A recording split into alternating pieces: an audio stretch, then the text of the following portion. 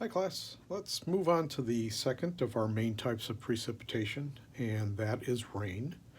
So by experience, you know that rain as compared to drizzle is going to be a larger drop size.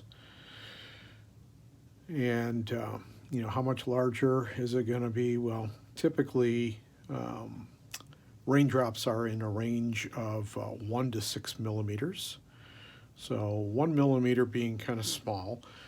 2 millimeters is a pretty standard size raindrop, and boy, 6 millimeters is just a monster size raindrop. So those are the types that when they hit the sidewalk, they're about a silver dollar in size after they hit the sidewalk. The other huge difference between rain and drizzle is that rain is going to originate from nimbostratus,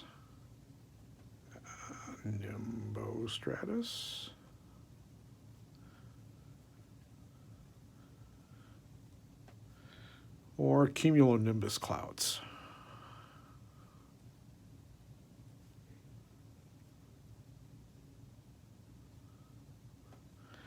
All right, and the big difference here between stratus and nimbostratus or cumulonimbus clouds are the depth of the cloud. Okay, and so we're talking about clouds that have much greater depth. Nimbostratus clouds, cumulonimbus clouds have much greater depth. We're talking about a thick cloud here. And the importance of being a thicker cloud is you got to have a lot more water to work with. So lots of water droplets with which to work with to grow raindrops to a larger size. Okay, and so again, a much thicker cloud gives you much greater opportunity to grow droplet size into something much larger. Okay, now another thing, big difference between nimbostratus and cumulonimbus clouds, because these clouds are so thick, we're getting into very cold temperatures near the cloud tops. And so oftentimes near the cloud tops, you're going to have clouds that are made up of ice crystals near the top here. And we know that ice crystals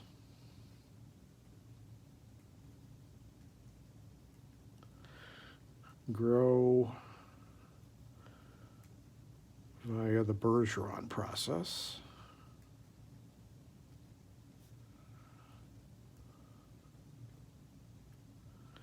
Okay, and so what we need to be aware of now is what's called the temperature profile of the atmosphere. Okay, how do temperatures change as we go throughout the atmosphere?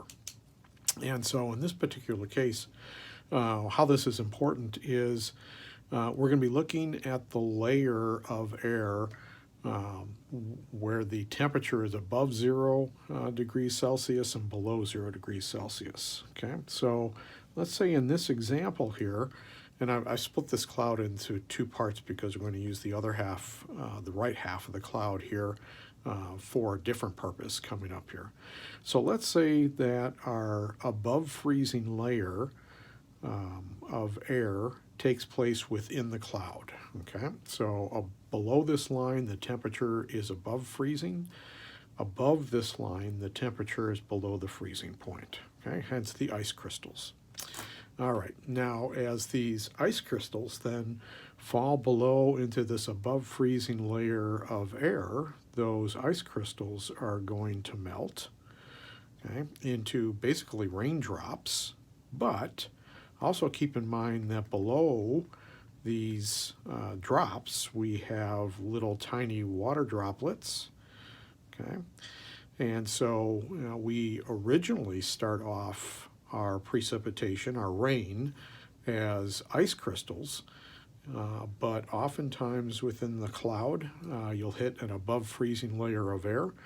The ice crystals will melt into raindrops, and then the raindrops will continue to grow. So we start off with ice crystals,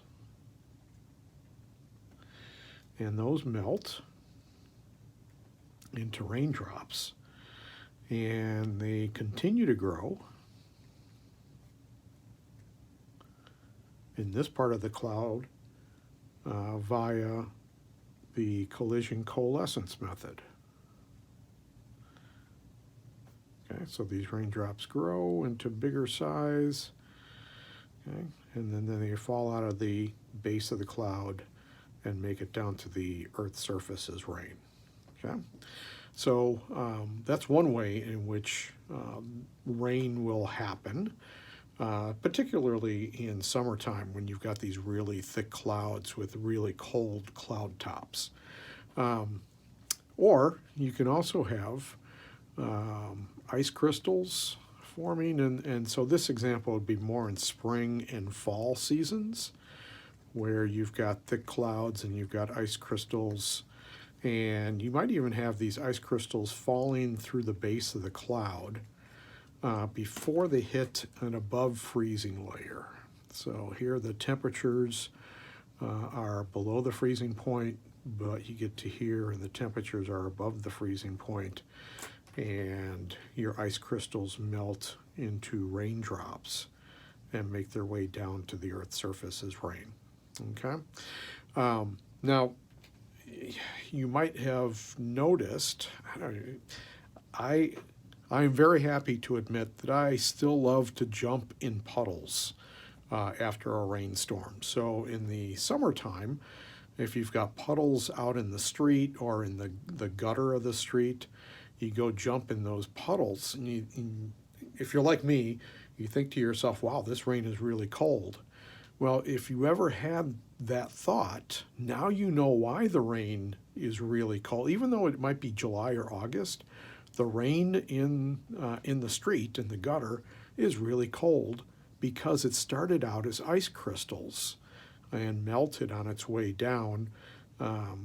It made it to the surface as liquid rain, okay, as liquid water, but it started off as ice crystals, very likely. In the summertime, those thunderstorm clouds are so high that it's so cold up in those parts of the cloud that the precipitation often starts off as ice crystals and then melt on their way down into raindrops. And that's why the rain is so cold,